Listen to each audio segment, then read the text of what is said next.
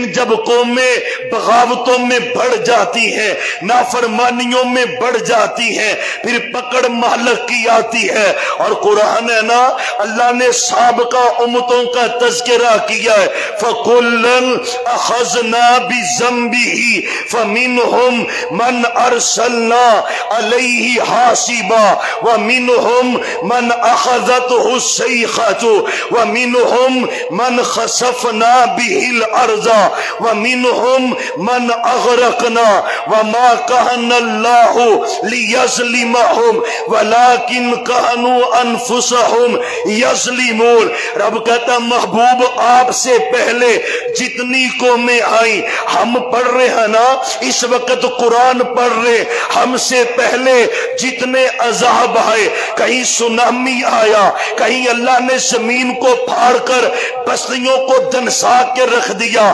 کئی سمندروں کی موجوں سے اللہ نے قوموں کو ہلاک کر دیا، کہیں اللہ نے طوفان بھیجے، آندیاں بھیجی، قومیں غرق کر دی، بندر اور سور بن گئے۔ رب کہتا ذرا سوچو تو صحیح، فَكُلًّا أَخَذْنَا بِذَنبِهِ، جتنے بھی عذاب آئے، جتنی بھی قومیں ہلاک ہوئی، ہر ایک کی ہلاکت بِذَنبِهِ، اس کے گناہ کی وجہ سے ہوئی۔ تمام قومیں برباد ہوئی، قوم نوح کو غرق کیا گیا، سبب ان کے گناہ سے۔ عادیوں سمودیوں کو ہلاک کیا گیا، سبب ان کے گناہ سے۔ فرعون کو رب نے پانی میں غرق کیا، سبب ان کے گناہ تھے۔ قرون کو اللہ نے قارون کو زمین میں دنسایا، سبب اس کے گناہ سے۔